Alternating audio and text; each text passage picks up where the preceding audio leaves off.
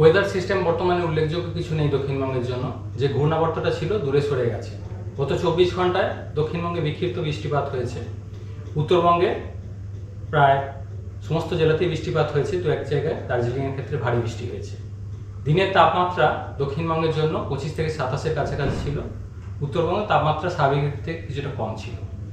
22 তারিখে দক্ষিণবঙ্গে আবহাওয়ার উন্নতি হবে। দু এক জায়গায় হালকা বৃষ্টির সম্ভাবনা থাকছে উপকূলের কাছাকাছি দু একটা জেলা, যেমন পূর্ব পশ্চিম মেদিনীপুর, দক্ষিণ 24 পরগনা, ঝাড়গ্রাম। উত্তরবঙ্গের ক্ষেত্রে বৃষ্টিপাতের সম্ভাবনা থাকছে উত্তরবঙ্গের জেলাগুলি 22 তারিখ।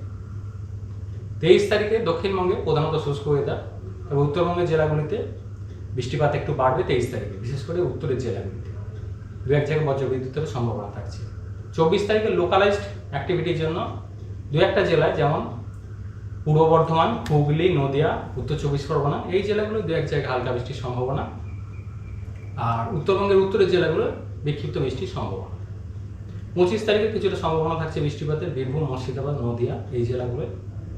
25 তারিখে উত্তরবঙ্গের জেলাগুলোতেও বৃষ্টিপাতের সম্ভাবনা থাকছে। 26 তারিখে দক্ষিণবঙ্গে আবার একটু বাড়বে, বিক্ষিপ্তভাবে বৃষ্টিপাতের সম্ভাবনা থাকছে, দু এক জায়গায় বজ্রবিদ্যুতের সম্ভাবনা থাকছে 26 তারিখে দক্ষিণবঙ্গের জেলাগুলো।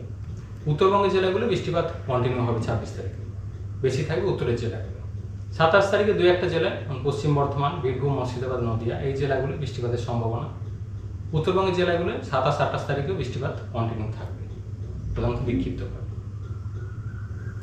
দিনের তাপমাত্রা আগামী 3 দিনে প্রায় 4 থেকে 6 ডিগ্রির মতো বাড়বে, যেটা গত কয়েকদিন অনেকটাই কমে গিয়েছিল, সেটা আগামী 2-3 দিনে আবার বেড়ে যাবে অনেকটা। কলকাতা পার্শ্ববর্তী অঞ্চলে আংশিক মেঘলা আকাশ, বৃষ্টিপাতের সম্ভাবনা থাকছে প্রধানত 26 তারিখে। আগামী 24 ঘন্টা সর্বোচ্চ তাপমাত্রা 29-এর কাছাকাছি, সর্বনিম্ন 21 ডিগ্রির কাছাকাছি।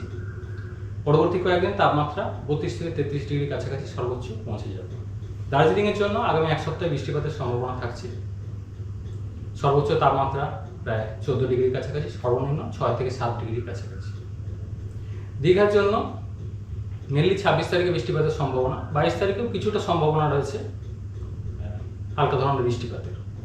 সর্বোচ্চ তাপমাত্রা আগামী কয়েকদিনে বেড়ে প্রায় 32-33-এর কাছাকাছি পৌঁছে যাবে।